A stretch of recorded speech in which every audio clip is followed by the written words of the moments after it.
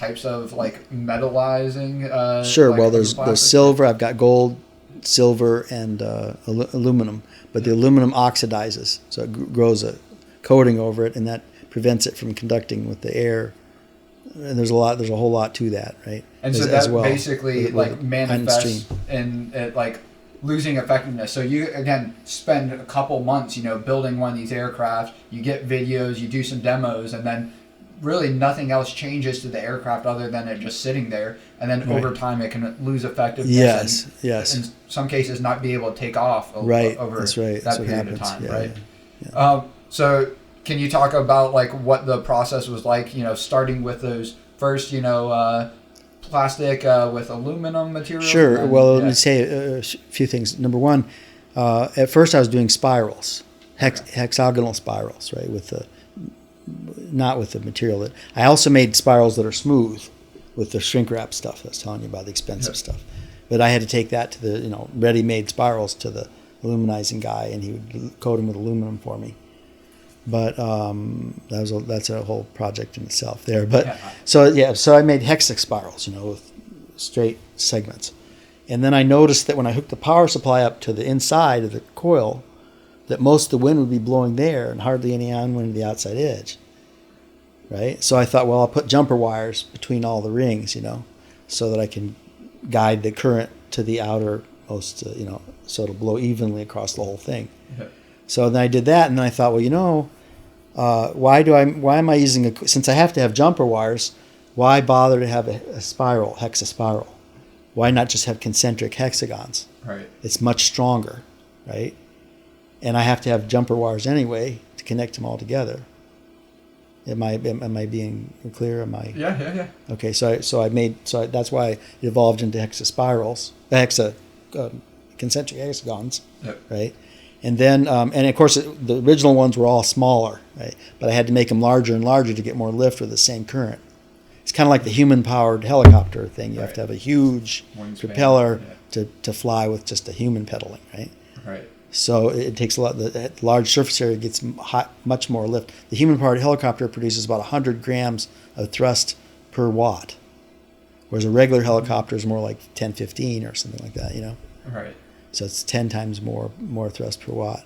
So that's why I went from hexaspiral to concentric hexagons, and then the connecting to all those.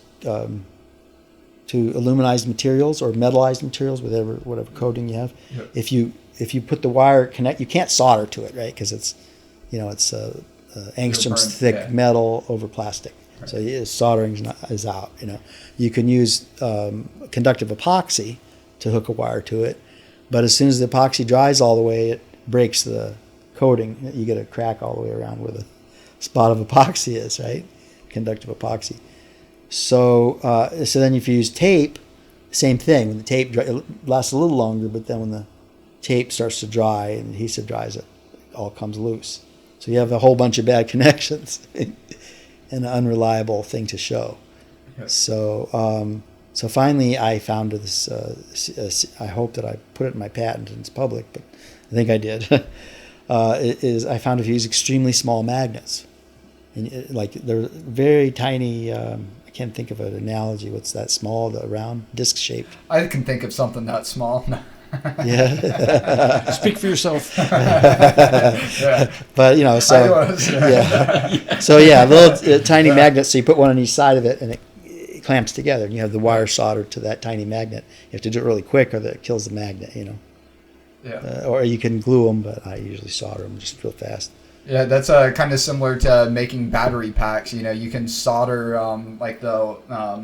the tabs together that are typically supposed to be spot welded, but then you can heat up the cells if you use a soldering iron. And it can blow up the battery, or just it crystallizes on the inside. And you use larger batteries too, so it's even more dangerous. Yeah. But that's a good way, But very similar. That you would think that soldering, would good work, solder. It gives a powerful solder. Flux, a powerful flux. So it's quick, Yep. But yeah, and then you talked about the aluminum oxidizing. You tried out then silver, right? Silver, but it tarnishes. And it tarnishes. And they said, oh, but pure silver won't tarnish too fast, but it's still tarnishes. And no matter what you do to the environment, and if you have a little piece, you could put a special bag around it and everything, and it'll last for a couple of years. But not Mother Nature goes undefeated. Yeah. So it was I spent since ChatGPT came out recently, I spent a long time asking ChatGPT, what can I do? I spent weeks talking to ChatGPT about it, and it was all bad ideas. So. All right, we heard it here for the first time, everybody. ChatGPT, bad ideas. So everybody remember that. It can help, but it's mostly bad ideas. And it's for well-documented, established content, and even then it can be, misleading, for sure.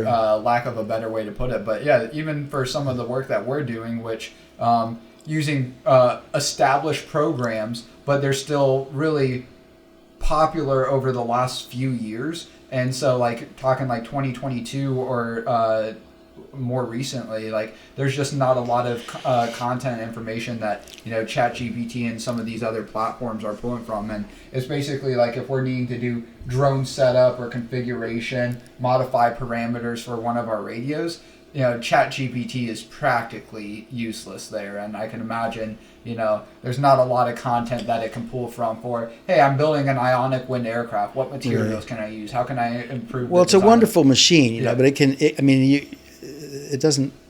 It doesn't think for you. Yeah, it's just a. It's an idea generator. Yeah, it's really helpful for writing things. If I know all the details, but sometimes I have so many details to try to communicate that I can't get them organized. Right. And it organizes speeches and things like that very effectively. But you still have to do the experiments.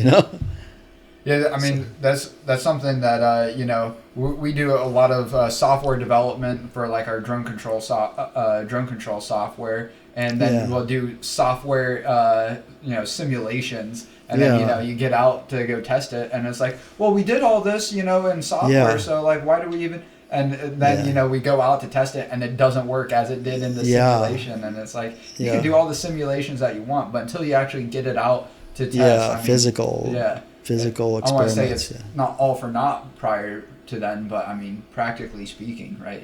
Nothing's as all the math in the world.